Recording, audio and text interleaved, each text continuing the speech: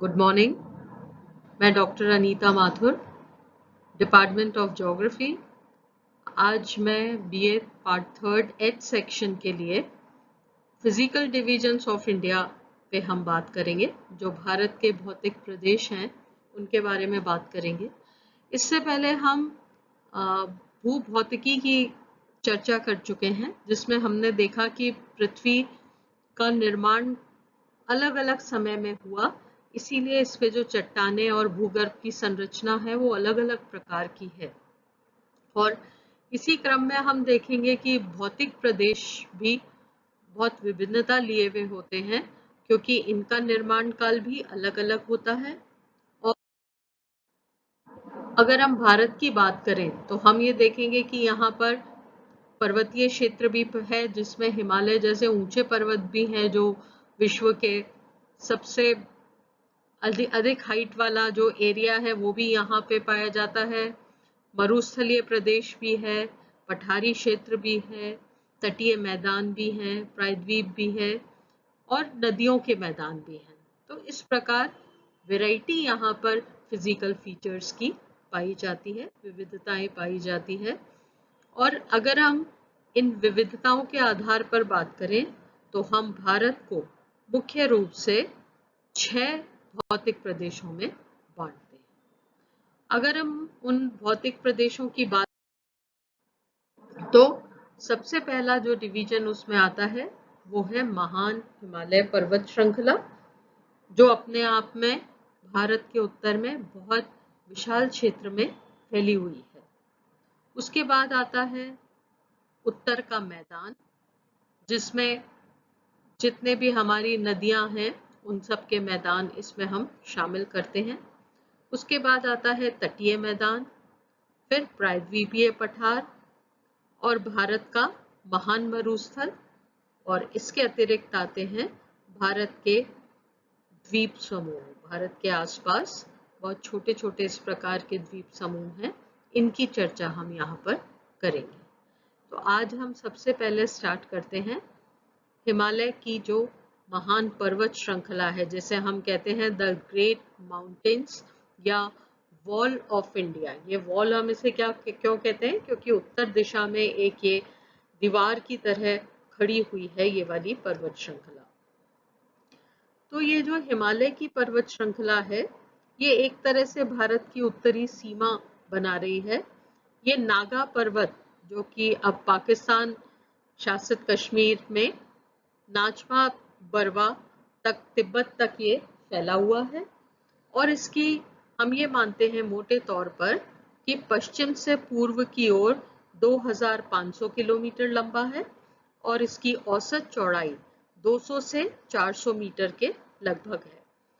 इस हिमालय की जो सबसे ऊंची चोटी है वो माउंट एवरेस्ट है, जो कि नेपाल में स्थित है। अब अगर हम इसके प्रभाव की बात करते हैं, ये जो हिमालय पर्वत है इसे हम उत्तर दिशा में खड़ी हुई दीवार इसलिए कहते हैं क्योंकि ये और सुदूर उत्तर से आने वाली ठंडी हवाओं से हमारी रक्षा करती है। अगर ये हिमालय का ये क्षेत्र यहाँ पर इतनी विशाल पर्वत श्रृंखला नहीं होती तो हमारा जो भारत है वो 6 महीने बहुत ठंड की चपेट में रहता, परंतु ये दीवार बनके इसने हमारी उन ठंडी हवाओं से रक्षा कर दी है। अब हम हिमालय की जब बात करते हैं तो इस हिमालय को हमने मेनली 3 भागों में बांटा है। हमारा जो पहला भाग है उसको हम कहते हैं वृहद हिमालय या हिमाद्री क्षेत्र भी इसको कहा जाता है। ये जो हिमाद्री क्षेत्र है इसकी औसत ऊंचाई लगभग हमने 4900 मीटर के लगभग मानी है। यह हिमालय के 3 भागों में सबसे ऊंचा भाग माना जाता है और माउंट एवरेस्ट भी इसी में स्थित है। उसकी ऊंचाई तो 8848 मीटर्स है। इसके अतिरिक्त कंचनजंगा,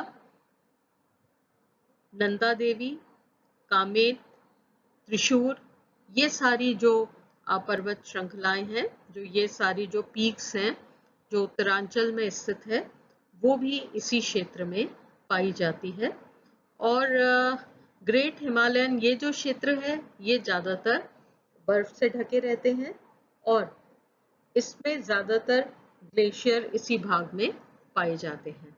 तो यहाँ पे अगर हम देखेंगे तो हम माउंट एवरेस्ट को छोड़ दें, उसके अलावा कंचनजंगा है, उसकी हाइट करीब करीब 8,500 मीटर के लगभग है।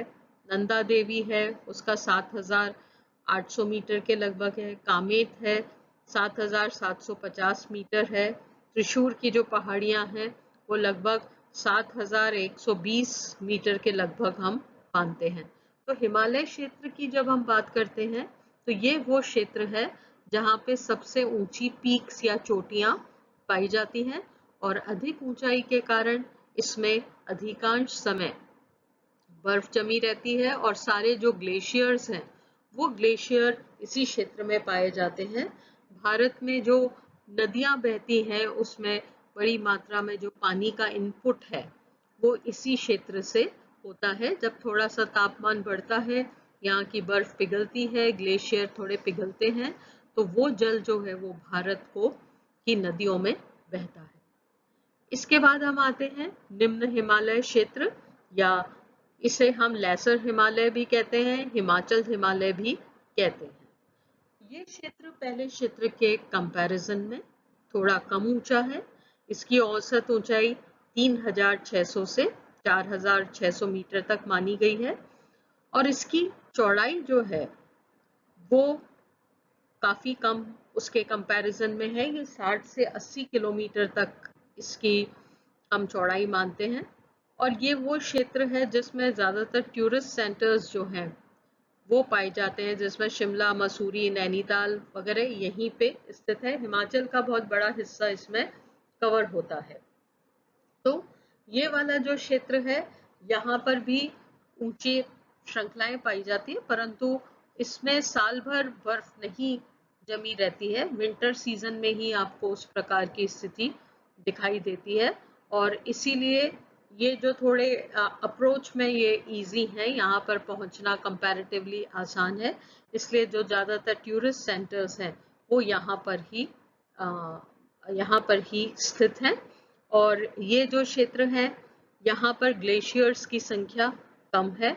शीत ऋतु में इनके पहाड़ी की चोटियों पर बर्फ जमी रहती है और यहाँ पर बहुत सघन वनस्पति भी पाई जाती है। देवदार जैसे ऊंचे वृक्ष भी पाए जाते हैं और इसीलिए ये क्षेत्र जो है ये बहुत ही हरा भरा रहता है। इसके बाद हम तीसरे भाग पे आते हैं जिसे हम आउटर हिमालयाज या शिवालिक रेंज या बाहरी हिमालय के नाम से जानते हैं। ये हिमालय का सबसे दक्षिणी हिस्सा है और इसकी ऊंचाई जो है औसतन है वो 900 से 1500 मीटर के लगभग पाई जाती है और इसकी जो चौड़ाई है वो 10 से 50 मीटर के लगभग पाई जाती है। तो इसका जो क्षेत्र है ये थोड़ा सा सीमित है और पहाड़ों की ऊंचाई कम होने से इसमें स्नो पीक्स नहीं है। सर्दी के मौसम में हम उसका असर देख सकते हैं, परंतु ये सबसे निचला क्षेत्र है हिमालय का। तो ये जो हिमालय है ये हमने इस प्रकार से मोटे मोटे 3 रूपों में हमने उसको यहाँ पर बांट दिया है। अब हम आते हैं दूसरे मेन फिजिकल रीजन पे, दूसरे मेन जो भौतिक प्रदेश है जिसको हम कहते हैं महान उत्तरी मैदान, उत्तर का महान मैदान। इसको हमने मेनली 3 भागों में बांटा है, जिसमें पहला पंजाब और हरियाणा के मैदान, दूसरा गंगा का मैदान और तीसरा ब्रह्मपुत्र का मैदान। ये वो क्षेत्र है जहाँ पे जल की उपलब्धता अधिक होने की वजह से, नदियों के बहाव क्षेत्र में होने की वजह से मिट्टी बहुत उपजाऊ है, नदियों की कांप मिट्टी यहाँ पर बिछी हुई है। तो भारत के जो सबसे उपजाऊ क्षेत्र हैं उन उपजाऊ क्षेत्र में हम इन क्षेत्रों को शामिल करते हैं। यहाँ पर कृषि की स्थिति इसीलिए बहुत ही अच्छी पाई जाती है।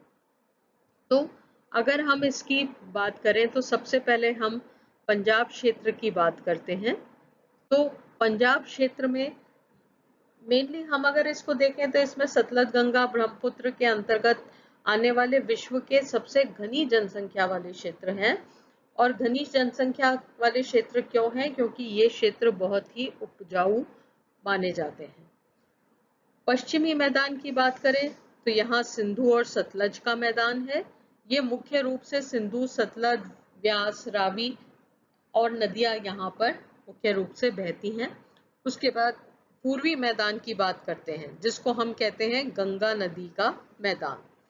इसमें मुख्य रूप से बांगर और खादर दो भागों में हम इसे बांटते हैं। यहाँ बाढ़ का पानी नहीं, जहाँ पे इन क्षेत्रों में बाढ़ का पानी नहीं पहुँचता है उसे हम बांगर क्षेत्र कहते हैं। जहाँ बाढ़ का पानी प्रतिवर्ष नई मिट्टी जमा देता है, मतलब बाढ़ आती है, मिट्टी बह जाती है और उसके स्थान पे नई मिट्टी बिछ जाती है, उसको हम खादर क्षेत्र कहते हैं। तो बांगर के मैदान का विस्तार तो उत्तर प्रदेश के ज्यादातर भागों में है और खादर क्षेत्र का विस्तार बिहार और बंगाल में है, क्योंकि वहां पर इस तरह का वहां का फिजिकल स्ट्रक्चर है कि वहां पे बाढ़ बहुत ज्यादा आती है। हर वर्ष ही हम ये सुनते रहते हैं कि भी इस क्षेत्र में वो बाढ़ का सामना करना पड़ रहा है। तो ये क्षेत्र जो है ये खादर क्षेत्र में आता है। उसके बाद हम भांबर क्षेत्र की बात करते हैं। यहाँ हिमालय पर्वत और सतलज नदी के मैदान मिलते हैं और इस क्षेत्र में हिमालय से निकलने वाली असंख्य धाराओं द्वारा लाए गए कंकर पत्थर, जो बड़े बड़े बोल्डर्स होते हैं या चिकने गोल पत्थर होते हैं, वो बहुत बड़ी मात्रा में यहाँ पे पानी के साथ बह के आते हैं और आपको ऊपर ये पत्थर बहुत नजर आते हैं। इसीलिए यहाँ जो वृक्ष पाए जाते हैं ना, उनकी जड़ें बहुत लंबी होती है, क्योंकि वो इन वृक्षों से, इन पत्थरों से नीचे की तरफ चली जाती है। और यहाँ पर छोटे पेड़ पौधे और खेत जो है उनका अभाव पाया जाता है, क्योंकि ऐसी स्थिति में कृषि कार्य संभव नहीं है, पॉसिबल नहीं है, और इसीलिए यहाँ पर जनसंख्या का भी अभाव पाया जाता है। उसके बाद हम तराई प्रदेश की बात करते हैं।